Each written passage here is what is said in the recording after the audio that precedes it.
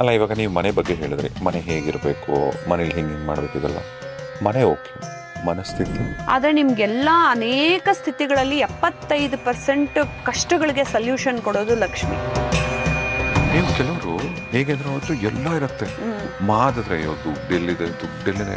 ನೀವು ಪಾಸಿಟಿವ್ ಆಗಿ ಹೇಳ್ಕೊಳ್ತಿದ್ದಷ್ಟು ದೇವರೇ ಅಸ್ತು ಅಸ್ತು ಅಂತ ನಿಮ್ಮ ಹತ್ರಕ್ಕೆ ಬರ್ತಾರೆ. ನೀವು ನನ್ನ ಹತ್ರಲ್ಲಿದೆ, ನನಗಿಲ್ವೇ ಇಲ್ಲ, ನಾನೇ ಬಡವಳು, ನನಗೆ ಕಷ್ಟ ಅಂತ ಅನ್ಕೋತಾ ಇದ್ರೆ ಅದು ಹಂಗೇ ರಿಪೀಟ್ ಆಗುತ್ತೆ. ಈಗ ಯಾರೋ ಒಬ್ರು ಈಗ ಪಾಡ್ಕಾಸ್ಟ್ ನೋಡ್ತಿರ್ತಕ್ಕಂಥವ್ರಾಗಲಿ, ಅವರು ಮಹಾಲಕ್ಷ್ಮಿನ ಆರಾಧಿಸ್ಬೇಕು, ಆಕೆಗೆ ಅವ್ರ ಹತ್ರ ಆಗಬೇಕು. ಆದರೆ ಇಷ್ಟೆಲ್ಲ ಖರ್ಚು ಮಾಡೋಷ್ಟು ಆರ್ಥಿಕ ಪರಿಸ್ಥಿತಿ ಈಗ ಸದ್ಯಕ್ಕಿಲ್ಲ. ಇನಿಷಿಯಲಿ ಜಪಗಳನ್ನು 1.25 ಲಕ್ಷ 1.5 ಲಕ್ಷ ಸಾವಿರಾರು ಜಪ ಲಕ್ಷಾಂತರ ಜಪಗಳನ್ನು ಮಾಡಿ ಮಾಡಿ ಮಾಡಿ ಒಂದೊಂದೇ ದೇವ್ರದ್ದು ಸಂಕಲ್ಪ ಮಾಡಿ ನೀವು ಆ ಎನರ್ಜಿನ ಪಡ್ಕೊಳ್ತಾ ಹೋಗ್ಬೇಕು. ಅಲ್ಲ, ಇವಾಗ ನೀವು ಮನೆ ಬಗ್ಗೆ ಹೇಳಿದ್ರಿ, ಮನೆ ಹೇಗಿರಬೇಕು, ಮನೇಲಿ ಹಿಂಗೆ ಮಾಡ್ಬೇಕು, ಇದೆಲ್ಲ ಮನೆ ಓಕೆ, ಮನಸ್ಥಿತಿ ಅದು ಬಹಳ ಮುಖ್ಯ. ಮನಸ್ಥಿತಿಯಲ್ಲಿ ಯಾವಾಗ್ಲೂ ಲಕ್ಷ್ಮಿನ ನೀವು ಒಂದು ಬ್ಯೂಟಿಫುಲ್ ಪವರ್ಫುಲ್ ಜಾಗ ಕೊಟ್ಟು, ಒಂದು ಗೌರವಾನ್ವಿತ ಜಾಗ ಕೊಟ್ಟು ಒಳಗಿಟ್ಕೊಳ್ಳೇಬೇಕು ನೀವು. ಯಾಕೆ ಅಂದ್ರೆ ಅವಳು ನಿಮ್ಗೆ ಅನ್ನಿಸ್ಬೋದು ಮಾಯಾ ಸ್ವರೂಪಿ ಚಂಚಲೆ ಅಂತ, ಅವಳು ಇಲ್ಲದೆ ನಾವು ಬದುಕಕ್ಕೆ ಆಗಲ್ಲ ಅಂತಂದಾಗ ನಮ್ಮ ಜೀವನನು ಜಗತ್ತು ಮಾಯೆ. ಅದೇ ಶಂಕರರು ಹೇಳಿದ್ದು, ಜೀವಾತ್ಮ ಪರಮಾತ್ಮ ಒಂದವ್ರೆ ಜಗತ್ತು ಮಾಯೆ. ಈಗ ನಾನೇ 5ನೇ ಕ್ಲಾಸಲ್ಲಿ ಇದ್ದಂಗೆ 10ನೇ ಕ್ಲಾಸಲ್ಲಿ ಇರಲಿಲ್ಲ, 10ನೇ ಕ್ಲಾಸಲ್ಲಿ ಇದ್ದಂಗೆ ನಾನು ಇವಾಗಿಲ್ಲ. ನನ್ನಲ್ಲೇ ಸ್ವರೂಪಗಳು ಬದಲಾವಣೆಗಳಾಗ್ತಾ ಇರುತ್ತೆ, ಜೀವನದ ಸ್ಥಿತಿನೂ ಬದಲಾಗತ್ತೆ. ಆದ್ರೆ ನಿಮ್ಗೆಲ್ಲ ಅನೇಕ ಸ್ಥಿತಿಗಳಲ್ಲಿ 75% ಕಷ್ಟಗಳಿಗೆ ಸೊಲ್ಯೂಷನ್ ಕೊಡೋದು ಲಕ್ಷ್ಮಿ. ನೀವು ದಿನನಿತ್ಯ ದುಡ್ಡೇ ಇಲ್ಲ ಅಂತಂದ್ರೆ ನಿಮ್ಗೆ 75% ಕಷ್ಟಗಳಿಗೆ ಸೊಲ್ಯೂಷನ್ನೇ ಸಿಗಲ್ಲ. ಇನ್ 25% ನೀವೇನೋ ಒಂದು ಪ್ರೀತಿಸ್ತಿರೋ ಸಂಬಂಧನೋ ಏನೋ ಎಲ್ಲಾನು ನೋಡ್ಕೋತಿರೋ ಮಾನಸಿಕ ವ್ಯತೆಗಳು ಅದನ್ನೆಲ್ಲ ನೋಡ್ಕೊಳ್ಳೋಣ. ಮನುಷ್ಯ ಬೆಳಗ್ಗೆ 10 ಗಂಟೆಯಿಂದ ರಾತ್ರಿ 8 ಗಂಟೆ ತನಕ ಕೆಲಸ ಮಾಡಕ್ ಹೋಗೋದೇನಕ್ಕೆ? ಮ್ಯಾಕ್ಸಿಮಮ್ ಅವರ್ಸ್ ತನ್ನ ಜೀವನದ ಕೆಲ್ಸಕ್ಕೆ ಏನಕ್ಕೆ ಕೊಡ್ತಾನೆ? ಲಕ್ಷ್ಮಿ ಬೇಕು ಅಂತ. ನೀವು ಓದೋದು ಆಲ್ರೆಡಿ ಆಗೋಗಿರುತ್ತೆ ಸ್ಕೂಲಲ್ಲಿ. ಸೊ ನಿಮಗೆ ಲಕ್ಷ್ಮಿ ಬೇಕು ಅಂತಂದಾಗ ಲಕ್ಷ್ಮಿಗೆ ಒಂದು ಗೌರವಾನ್ವಿತ ಸ್ಥಿತಿಯನ್ನ ಮನಸ್ಸಿನಲ್ಲಿ ನೀವು ಪ್ಲೇಸ್ಮೆಂಟ್ನ ಕೊಟ್ಟಾಗ ನೀವು ಗಮನಿಸಿ ಎಷ್ಟು ಚೆನ್ನಾಗಿ ಅವಳು ಅಟ್ರಾಕ್ಟ್ ಆಗಿ ಯಾವುದೋ ಡಿಫ್ರೆಂಟ್ ಸೋರ್ಸಸ್ ಆಫ್ ಇನ್ಕಮ್ ಇಂದ ಬರ್ತಾಳೆ. ಈಗ ಒಂದೇ ಆಫೀಸ್ಗೆ ಹೋಗಿ ಒಂದೇ ಕೆಲಸ ಮಾಡಬೇಕು ಅಂತೇನಿಲ್ಲ. ಯಾರಿಗೋ ಮುತ್ತಾತಂದು ಯಾವುದೋ ಆಸ್ತಿ ಸಿಕ್ಕಾಕೊಂಡ್ಬಿಟ್ಟಿರುತ್ತೆ, ಅದು ಬರ್ಬೋದು. ಅಥವಾ ಬೇರೆ ಯಾರೋ ಬಂದ್ಬಿಟ್ಟು ಬನ್ನಿ ನೀವು ಹೇಗಿದ್ರು ಇದೆಲ್ಲ ಮಾಡ್ತಿದ್ರ, ಇನ್ನೊಂದು ಪ್ಯಾರಲಲ್ಲಿ ಲೆಟಸ್ ಸ್ಟಾರ್ಟ್ ಅ ಬಿಸ್ನೆಸ್ ಅಂತ ಇನ್ನೊಂದು ಬರ್ಬೋದು, ಪಾಸಿಟಿವ್ ಆಗಿ ವರ್ಕ್ ಆಗ್ಬೋದು. ನೀವು ಲಕ್ಷ್ಮಿಗೆ ಒಂದು ಮನಸ್ಥಿತಿ, ಒಳ್ಳೆ ಮನಸ್ಥಿತಿಯಲ್ಲಿ ನೀವು ಅವಳನ್ನ ಕೂಡಿಸ್ಕೊಳ್ದೆ ಎಲ್ರನ್ನೂ ಬೈಕೊಂಡು ಓಡಾಡ್ತಾ ಇದ್ರೆ, ಹೆಣ್ಮಕ್ಳನ್ನೆಲ್ಲ ಅವಳಂಗೆ ಇವಳಿಂಗೆ ಇವ್ರಂಗೆ ಅವ್ರಂಗೆ ಅಂತ ಬೈಕೊಂಡು ಓಡಾಡೋದು, I have so much of money ಅಂತ ದುರಹಂಕಾರ ತೋರಿಸಿದ್ರೆ, ದೇವ್ರಿಗೆ ನೀವು ಬೆಲೆ ಕೊಡದೆ ದುರಹಂಕಾರ ತೋರಿಸಿದ್ರೆ ದೇವ್ರಿಗೆ ಗೊತ್ತು ಎಲ್ಲಿ ನಿಮ್ಗೆ ಹೊಡಿಬೇಕು ಅಂತ. ಭಗವಂತ ಕೊಟ್ಟು ನೋಡ್ತಾನೆ, ಕಿತ್ಕೊಂಡು ನೋಡ್ತಾನೆ. ಯಾರ್ದೋ ಕಳಿಸ್ತಾನೆ, ನಿನ್ಗೆ ಇಲ್ಲಿ ಬಿಸ್ನೆಸ್ ಮಾಡಿಸ್ತೀನಿ ಬಾ ಅಂತ, ಆ ಬಿಸ್ನೆಸ್ ಅಲ್ಲಿ ಪೂರ್ತಿ ಲಾಸ್ ಮಾಡಿಸ್ತಾನೆ. ಅಥವಾ ಮನಸ್ಸನ್ನ ಇದೆಲ್ಲ ಕೊಡ್ತಾನೆ, ನಿನ್ಗೆ ಆರೋಗ್ಯ ಕೊಡಲ್ಲ ಅಂತ ಕಿತ್ಕೋತಾನೆ. ಅಥವಾ ಇದೆಲ್ಲ ಕೊಡ್ತಾನೆ, ನಿನ್ ಮಕ್ಕಳನ್ನ ಸರಿಯಾಗಿ ಕೊಡಲ್ಲ, ಇರು ನಿನ್ ಮಕ್ಕಳಿಂದಾನೇ ನಿನ್ಗೆ ವ್ಯಾಮೋಹ ಅಲ್ವಾ, ನಿನಗ್ ನೋವು ಕೊಡ್ತೀನಿ ಅಂತ ಮಕ್ಕಳಿಂದ ನೋವು ಕೊಡ್ತಾನೆ.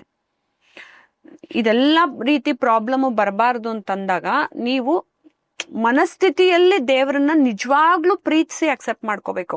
ಸುಮ್ನೆ ಉಪಯೋಗಿಸ್ಕೊಳಕ್ಕೆ ಮತ್ತೆ ನೀವು ಇರು ದೇವ್ರ ಪೂಜೆ ಮಾಡ್ಬಿಡೋಣ ಅಂದ್ರೆ ನಿಮ್ ಒಳಗಿನ ಅಂತರಂಗ ಗೊತ್ತಾಗೋದು ಪರಮಾತ್ಮ ಒಬ್ಬನ್ಗೆ, ನೀನೇನ್ ಪ್ಲಾನ್ ಹಾಕೊಂಡಿದ್ಯಾ ಅಂತ. ಪೂಜೆ ಮಾಡೋದಕ್ಕೆ ಪೂಜೆ ಮಾಡಿಸ್ಬಿಡೋಣ, ಇವತ್ತು ವರಮಹಾಲಕ್ಷ್ಮಿ ಹಬ್ಬ, ಎಲ್ಲಾ ದುಡ್ಡನ್ನು ಇಟ್ಬಿಟ್ಟು ಪೂಜೆ ಮಾಡಿಸ್ಬಿಡೋಣ, ಆಮ CEO ಆಮ ಪ್ರೆಸಿಡೆಂಟ್, ನಾನು ಹಿಂಗ್ ದೊಡ್ಡ ವ್ಯಕ್ತಿ ನನಗೆಲ್ಲ ಬಂದ್ಬಿಡುತ್ತೆ ಅಂತ ಹಿಂಗೆ ಬೀಗಿದ್ರೆ ನಿನ್ ಒಳಗಡೆ ಯೋಚಿಸ್ತಿರೋದು ಅವ್ರಿಗೆ ಗೊತ್ತಾಗತ್ತಲ್ಲ ದೇವ್ರಿಗೆ. ಸೊ ಮನಸ್ಥಿತಿ ಬಹಳ ಮುಖ್ಯ. ಆಮೇಲೆ ತುಂಬಾ ಬಡವರಾಗಿರೋರ್ಗೆ ಇನ್ನೊಂದು ಮನಸ್ಥಿತಿ ಹೇಳ್ತೀನಿ, ಇದು ಶ್ರೀಮಂತರ ಮನಸ್ಥಿತಿ. ತುಂಬಾ ಬಡವರಾಗಿರೋರು, ಪ್ಲೀಸ್ ಡೋಂಟ್ ವರಿ ಅಬೌಟ್ ನಿಮ್ಮ ಬಡತನ. ದೇವಿ ನಿಜವಾಗ್ಲೂ ನಿಮ್ಗೆ ಒಲಿತಾಳೆ ಯಾವಾಗ ನೀನು ನಾನು ತುಂಬಾ ದೊಡ್ಡ ವ್ಯಕ್ತಿ ಅಂತ ಫೀಲ್ ಮಾಡ್ಕೊಂಡಾಗ. ದೊಡ್ಡ ವ್ಯಕ್ತಿ ತಾನು ದೊಡ್ಡ ವ್ಯಕ್ತಿ ಅಂತ ದುರಹಂಕಾರ ಪಡಬಾರ್ದು. ಅದೇ ಬಡವರು ನಾನು ತುಂಬಾ ಬಡವಳು, ನನ್ನ ಹತ್ರ ಇಲ್ಲ ಇಲ್ಲ ಇಲ್ಲ ಅಂತ ಹೇಳ್ಕೋಬೇಡಿ ಬಾಯಲ್ಲಿ. ಕೆಲವರು ಅದೇ ನಮ್ಮ ಹತ್ರ ಎಲ್ಲಿ ದುಡ್ಡಿದೆ. ಆಮೇಲೆ ಇರೋರು ಮುಚ್ಚಿಟ್ಕೊಂಡಿದ್ದು ಹೇಳ್ತಾರ, ಅಯ್ಯೋ ಇಲ್ಲ ಸರ್ ಅಂತ ಸುಳ್ಳೇ ಹೇಳ್ತಾರೆ. ನೀವು ಗಮನಿಸಿ ಬೇಕಾರೆ. ನೀವು ಕೆಲವರು ಹೇಗೆಂದ್ರೆ ಅವತ್ತು ಎಲ್ಲ ಇರತ್ತೆ, ಮಾದಿದ್ರೆ ಅಯ್ಯೋ ದುಡ್ಡೆಲ್ಲಿದೆ ಹೇಳಕ್ಕೆ ಆಕ್ಚುಲಿ ಆ ತರದವ್ರು ಹಂಗೆ ಕೊರ್ಗಿ ಸಾಯ್ತಾರೆ. ಅವ್ರಿಗೆ ಸಂತೋಷ ಇರಲ್ಲ. ನೀವು ಗಮನಿಸಿ, ಲಕ್ಷ್ಮಿ ಅನ್ನೋದು ಬರೀ ದುಡ್ಡೊಂದಲ್ಲ, ಮುಖದಲ್ಲಿ ಒಂದು ಎನರ್ಜಿ, ಬಾಡಿಲಿ ಒಂದು ಎನರ್ಜಿ, ಒಂದು ಸಂತೋಷ, ಅವ್ರು ಒಂದ್ ಕಡೆ ಹೋದ್ರು ಅಂದ್ರೆ 100 ಜನಕ್ಕೆ ಸಂತೋಷ ಕೊಟ್ಟಿರ್ತಾರೆ. ಮತ್ತೆ ಎಲ್ರ ಮುಖದಲ್ಲೂ ಸ್ಮೈಲ್ ಬರ್ಸಿರ್ತಾರೆ. ಎಲ್ರಿಗೂ ಸುಖ ಸಂತೋಷ ಕೊಡೋ ಅಂತದ್ದು ಲಕ್ಷ್ಮಿ ತತ್ವ. ಸೊ ಆ ತತ್ವ ನಿಮಗೆ ಬರಬೇಕು ಅಂದ್ರೆ ನೀವು ಬಡವರಾದ್ರೂ ಪರವಾಗಿಲ್ಲ, ಡ್ರೆಸ್ ಅಪ್ ಬ್ಯೂಟಿಫುಲಿ. ನಾನು ಯಾವಾಗ್ಲೂ ಅದನ್ನ ಹೇಳ್ತೀನಿ.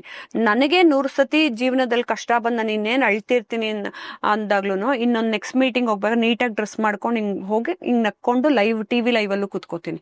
ಜೀವನದಲ್ಲಿ ಎಷ್ಟೇ ಕಷ್ಟ ಇದ್ರು ನಿಮ್ಗೆ ಮೊದಲು ನೀವು ಬ್ಯೂಟಿಫುಲ್ ಆಗಿ ಡ್ರೆಸ್ ಮಾಡ್ಕೋಬೇಕು. ಇದನ್ನ ನಮ್ಮ ಅಜ್ಜಿ ತಾತಂದ್ರು ಹೇಳ್ಕೊಡೋರು. ಪೂಜೆ ಮಾಡೋವಾಗ್ಲೂ ನೀನ್ ಲಕ್ಷ್ಮಿ ತರ ಡ್ರೆಸ್ ಮಾಡ್ಕೊಂಡು ಕೂತ್ಕೋಬೇಕು ಅಂತ ಅಂದ್ಬಿಟ್ಟು. ಸೊ ಯಾವಾಗ್ಲೂ ಬ್ಯೂಟಿಫುಲ್ ಆಗಿ ಡ್ರೆಸ್ ಮಾಡ್ಕೊಂಡು ಒಂದು ಕಾನ್ಫಿಡೆನ್ಸ್ ನ ಮನ್ಸಿನಲ್ಲಿ ಇಟ್ಕೊಂಡು ನನ್ನ ಜೊತೆ ದೇವ್ರಿದ್ದಾರೆ ಎಲ್ಲ ಸರಿ ಹೋಗುತ್ತೆ. ಆಮೇಲೆ ನನಗೇ ಕೊಡದೆ ಮಹಾಲಕ್ಷ್ಮಿ ಇನ್ಯಾರು ಕೊಡ್ತಾಳೆ, ಖಂಡಿತವಾಗ್ಲೂ ಬರ್ತಾಳೆ ಅಂತ ನಿಜವಾಗ್ಲೂ ಬಡವರು ಹೇಳ್ತೀನಿ ಕೇಳಿ. ನೀವೆಲ್ಲ ಬೇಜಾರು ಮಾಡ್ಕೊಂಡು ದುಃಖ ಪಟ್ಕೊಳ್ಳೋದಲ್ಲ. ನೀವು ಅವಳನ್ನ ಎಷ್ಟು ಪ್ರೀತಿಸ್ತೀರೋ ಅವಳು ಒಂದಲ್ಲ ಒಂದು ದಾರಿನಲ್ಲಿ ಬಂದೇ ಬರ್ತಾಳೆ. ನೋಡಿ, ನಿಮ್ಮ ಮನೆ ಬಾಗಿಲು ತಟ್ಟಿನ ನಿಮ್ಮ ಫ್ರೆಂಡ್ಸೇ ಯಾರೋ ಫೋನ್ ಮಾಡಿನೋ ಏನೋ ಹೇಳ್ತಾರೆ, ನಿಮಗೆ ದುಡ್ಡು ಕೊಡ್ತೀನಿ ಬನ್ನಿ, ಅದ್ಯಾವುದೋ ಬಂದಿತ್ತು ಕಣೆ 2 ಲಕ್ಷ ರೂಪಾಯಿ ನೀನು ಇಟ್ಕೊಂಡಿರೋ ಆಮೇಲೆ ಕೊಡು ಅಂತ ನವರೂ ತುಂಬಾ ಜನಕ್ಕೆ ಹಂಗೆ ಹೆಲ್ಪ್ ಆಗಿದೆ. ನೀವು ದೇವ್ರನ್ನ ಮನ್ಸಾರೆ ಪೂಜೆ ಮಾಡಿ ಖಂಡಿತ ಆಮೇಲೆ ನೀವು ಪಾಸಿಟಿವ್ ಆಗಿ ಹೇಳ್ಕೊಳ್ತಿದ್ದಷ್ಟು ದೇವ್ರೆ ಅಸ್ತು ಅಂತ ನಿಮ್ಮ ಹತ್ರಕ್ಕೆ ಬರ್ತಾರೆ. ನೀವು ನನ್ನ ಹತ್ರಲ್ಲಿದೆ, ನನಗಿಲ್ವೇ ಇಲ್ಲ, ನಾನೇ ಬಡವಳು, ನನಗೆ ಕಷ್ಟ ಅಂತ ಅನ್ಕೋತಾ ಇದ್ರೆ ಅದಂಗೇ ರಿಪೀಟ್ ಆಗತ್ತೆ. ನಾನು ಆಗ್ಲೇ ಕೂಡ ನಿಮಗೆ ನಾನು ಬಂದಾಗ ಹೇಳ್ತಿದ್ದೆ, ಈಗ ನಮ್ಮಲ್ಲಿ ಅಡಿಗೆ ಮಾಡೋರು ಬೆಳಗ್ಗೆ ಕೂಡ ನೋಡ್ತಿದ್ರು ಅಂತ. ಅವ್ರು ಬೆಳಗ್ಗೆ ಸಖತ್ತಾಗಿರೋ ಮಾತು ಕೇಳಿದ್ರು. ಅಲ್ಲ ಸರ್, ಇದೆಲ್ಲ ಓಕೆ, ಇವರು ಚೆನ್ನಾಗಿ ಮಾತಾಡ್ತಿದ್ರೆ, ಇವಾಗ ದೇವ್ರ ಪೂಜೆಗಳು ಅಥವಾ ದೇವ್ರನ್ನ ಹೊಲ್ಸ್ಕೊಬೇಕು ಅಂದ್ರೆ ಈಗ ಹೋಮಗಳು ದೊಡ್ಡ ದೊಡ್ಡ ಪೂಜೆಗಳು ಮಾಡ್ಬೇಕು ಅಂತ ಅವ್ರು ಆಕ್ಚುಲಿ ಕೇಳಿದಾಗ ಅವಾಗ ನನಗೊಂದು ತಲೆಗೆ ನಾಕ ಬಂತು. ಈಗ ದೊಡ್ಡವರು ಚೆನ್ನಾಗಿ ದುಡ್ಡಿರೋರು ಈಗ ಸಾವಿರಗಳು ಲಕ್ಷಗಳು ಹಾಕಿ, ಇವಾಗ್ಲೂ ಗೊತ್ತಲ್ಲ ಪೂಜೆಗಳೆಲ್ಲ ತುಂಬಾ ಎಕ್ಸ್ಪೆನ್ಸಿವ್ ಇವಾಗ, ಹೋಮ ಹವನ ಮಾಡೋದು ಈ ತರದ್ದೆಲ್ಲನು. ಈಗ ಯಾರೋ ಒಬ್ರು ಈಗ ಪಾಡ್ಕಾಸ್ಟ್ ನೋಡ್ತಿರ್ತಕ್ಕಂಥವ್ರು ಆಗ್ಲಿ, ಅವರಿಗೆ ಪಾಪ 1 ಹೊತ್ತು 2 ಹೊತ್ತು ಊಟ ಕಳಿಯೋದೇ ಕಷ್ಟ ಆಗ್ತಿರತ್ತೆ, ಅಥವಾ ಬೇರೆನೋ ಸಮಸ್ಯೆಗಳಿರ್ಬೋದು. ಅವರು ಮಹಾಲಕ್ಷ್ಮಿನ ಆರಾಧಿಸ್ಬೇಕು, ಆಕೆಗೆ ಅವ್ರ ಹತ್ರ ಆಗ್ಬೇಕು. ಆದ್ರೆ ಇಷ್ಟೆಲ್ಲ ಖರ್ಚು ಮಾಡೋಷ್ಟು ಆರ್ಥಿಕ ಪರಿಸ್ಥಿತಿ ಈಗ ಸದ್ಯಕ್ಕಿಲ್ಲ ಅವರಿಗೆ. ಅಂತ ಟೈಮಲ್ಲಿ ಅವರು ಭಗವಂತನ ಆಕೆನ ಹೇಗೆ ರೀಚ್ ಆಗ್ಬೋದು ಹತ್ತಿರವಾಗಿ? ಇದಕ್ಕೆ 2 ತರ ಪೂಜೆ ಇದೆ. ಒಂದು, ನಾವೆಲ್ಲರೂ ಪೂಜೆ ಮಾಡೋದು ಆಡಂಬರವಾಗಿ ದ್ರವ್ಯಗಳನ್ನ ಉಪಯೋಗಿಸ್ಕೊಂಡು ಮಾಡೋಂಥ ದ್ರವ್ಯಗಳು ಅಂದ್ರೆ ಇದನ್ನೆಲ್ಲ ದ್ರವ್ಯ ಅಂತೀವಿ. ಹೂವು, ಹಾಲು, ಹಣ್ಣು, ಅಭಿಷೇಕ ಅವೆಲ್ಲ ಮಾಡೋದು ದ್ರವ್ಯಗಳ ಪೂಜೆ. ಇನ್ನೊಂದು ಬ್ಯೂಟಿಫುಲ್ ಆಗಿರೋದು ಮಾನಸಿಕ ಪೂಜೆ. ಸೊ 2 ತರ ಪೂಜೆ ಇದೆ. ಮಾನಸಿಕ ಪೂಜೆ. ಸೊ ಮಾನಸಿಕ ಪೂಜೆ ಮಾಡೋದ್ರಲ್ಲೇ ನೀವು ಇವನ್ ಮ್ಯಾನಿಫೆಸ್ಟೇಷನ್, ಅಫರ್ಮೇಷನ್, ನೀವು ಅಟ್ರಾಕ್ಷನ್ ಎಲ್ಲ ಮಾಡ್ಕೋತಿರಲ್ಲ, ಚಕ್ರ ಆಕ್ಟಿವೇಶನ್. ಮಾನಸಿಕ ಪೂಜೆ ಎಲ್ಲ ಅದು ಮ್ಯಾನಿಫೆಸ್ಟೇಷನ್. ಹೌದು. ಆದ್ರೆ ಇದನ್ನ ದೈವಿಕವಾಗಿ ನೀವು ಮಾನಸಿಕ ಪೂಜೆ ಮಾಡ್ಕೊಳ್ತಾ ಹೋಗ್ತೀರಾ, ಮತ್ತೆ ನಿರಂತರತೆ, ತೀವ್ರತೆ ನಿಮಗೆ ಬೇಕದು. ಈಗ ಮಾನಸಿಕ ಪೂಜೆ ಮಾಡೋರ್ಗೆ ಮನಸ್ಸು ತುಂಬಾ ಚಂಚಲ ಆಗ್ತಾ ಇರುತ್ತೆ ಅಂತ ಯಾಕೆ ನಮ್ಗೆ ಫಸ್ಟ್ ದ್ರವ್ಯಗಳ ಪೂಜೆ ಹೇಳ್ಕೊಡ್ತಾರೆ ಅಂದ್ರೆ, ಮಕ್ಕಳಿಗೆ ದೇವ್ರಿಗೆ ಹೂ ಹಾಕು, ಅರ್ಶನ ಕುಂಕುಮ ಹಾಕು ಅಂದ್ರೆ ಒಂದು ಸ್ಥಿತಿಗಳು ನಮ್ಗೆ ಗೊತ್ತಾಗ್ಲಿ ಅಂತ. ಅವಾಗ ನನ್ನ ಚಂಚಲ ಮನಸ್ಸು ಹೋಗ್ಬಿಟ್ಟು ಕಾನ್ಸಂಟ್ರೇಷನ್ ಅಲ್ಲಿ ಹೋಗುತ್ತೆ, ಇಲ್ಲೆಲ್ಲೋ ಹಾಕಲ್ಲ. ಅಲ್ಲಿ ಶ್ರೀಚಕ್ರ ಇದೆ, ಕುಂಕುಮ ಹಾಕು ಅಂದ್ರೆ ಅಲ್ಲೇ ಹುಡುಕ್ಬಿಟ್ಟು ಹಾಕ್ತಿವಿ. ದೇವ್ರಿಗೆ ಹೂ ಹಾಕು ಅಂದ್ರೆ ಅಲ್ಲೇ ದೇವ್ರನ್ನ ಹುಡುಕ್ಬಿಟ್ಟು ಹಾಕ್ತಿವಿ. ನಿಮ್ಗೆ ಚಿಕ್ಕ ವಯಸ್ಸಲ್ಲೇ ಮಾನಸಿಕ ಪೂಜೆನ ಮಾಡು ಅಂತ ಹೇಳಿದ್ರೆ, ನೀವು ಇಲ್ಲಿ ಹಾಕ್ಬೇಕಾ ಕುಂಕುಮ, ಇಲ್ಲಿಡ್ಬೇಕಾ, ಇಲ್ಲಿ ಹೂ ಹಾಕ್ಬೇಕಾ, ಇಲ್ಲಿ ಅಭಿಷೇಕ ಮಾಡ್ಬೇಕಾ ಗೊತ್ತಾಗಲ್ಲ. ಸೊ ನಿಮ್ಗೆ ಅದಕ್ಕೆ ಇದೆಲ್ಲ ಪ್ರಾಕ್ಟೀಸಸ್ ವಸ್ತುಗಳ ಜೊತೆ ಮಾಡಿಸ್ತೀವಿ ಪೂಜೆನ. ಫಸ್ಟ್ ಹಿಂಗೆ ಮಾಡ್ಬೇಕು, ಹಿಂಗೆ ಅಭಿಷೇಕ ಮಾಡ್ಬೇಕು ಅಂತ. ಅದೇ ನೀವು ಹೋಗ್ತಾ ಹೋಗ್ತಾ ಹೋಗ್ತಾ ಹೆಂಗಾಗತ್ತೆ ಅಂದ್ರೆ, ಶಂಕರಾಚಾರ್ಯರು ಅದನ್ನೇ ಹೇಳಿದ್ದು, ನೀವು ಟ್ರಾವೆಲ್ ಮಾಡ್ಕೊಂಡು ಹೋಗ್ಬೇಕಾದ್ರೆ, ನೀವೆಲ್ಲೋ ಹೋಗ್ಬೇಕಾದ್ರೆ ನೀವೆಲ್ಲ ಕಟ್ಟಿಗೆ ಎತ್ಕೊಂಡೋಗಿ ಹೋಮ ಮಾಡಕ್ಕಾಗಲ್ಲ, ತುಪ್ಪ ಎತ್ಕೊಂಡೋಗಿ ಮಾಡಕ್ಕಾಗಲ್ಲ. ಅಲ್ಲ, ನಾವ್ ಇವಾಗ ಮಾಡಬಹುದು, ಫ್ಲೈಟ್ ಎಲ್ಲ ಇದೆ, ಇದೆಲ್ಲ ಇದೆ.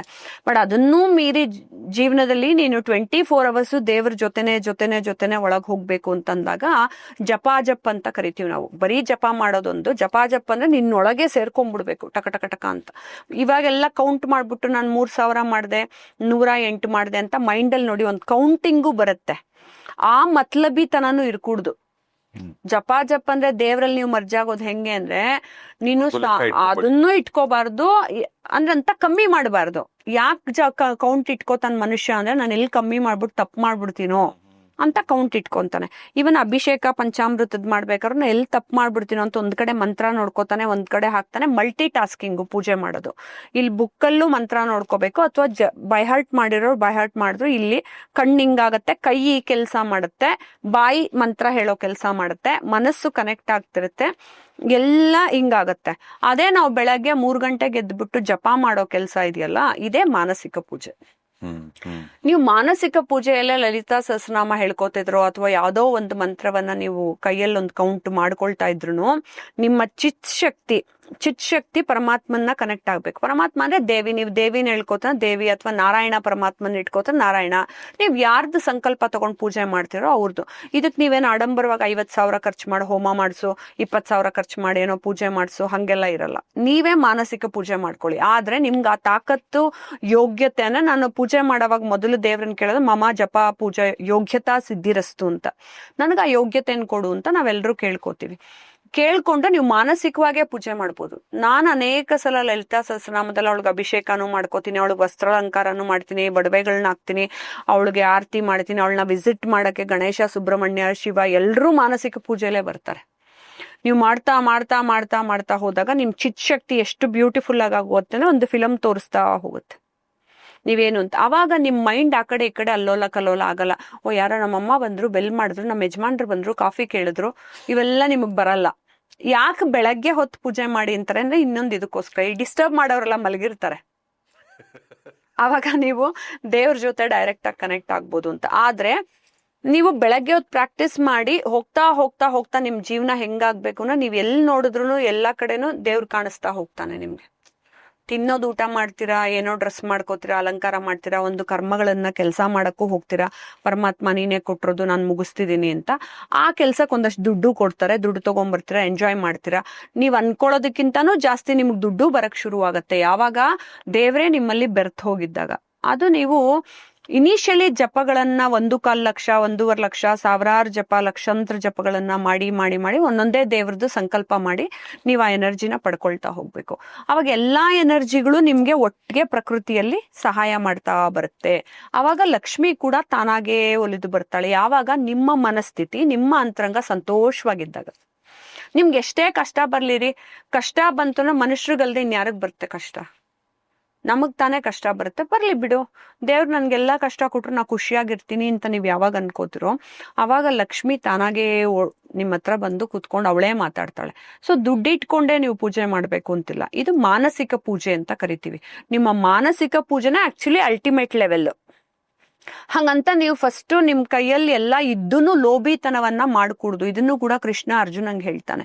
ಬುದ್ಧಿವಂತರಾಗಿ ಎಲ್ಲಾ ದುಡ್ಡಿಟ್ಕೊಂಡು ಎಲ್ಲಾ ಇಟ್ಕೊಂಡೂನು ಮನುಷ್ಯ ಲೋಭಿತನವನ್ನ ಮಾಡ್ಕೂಡ್ದು. ನಿನಗೆ ಎಷ್ಟಾಗತ್ತೋ ಅಷ್ಟು ದಾನ, ಪೂಜೆ ಅದೆಲ್ಲವನ್ನ ವಸ್ತು ರೂಪದಲ್ಲೂ ಮಾಡಬೇಕು.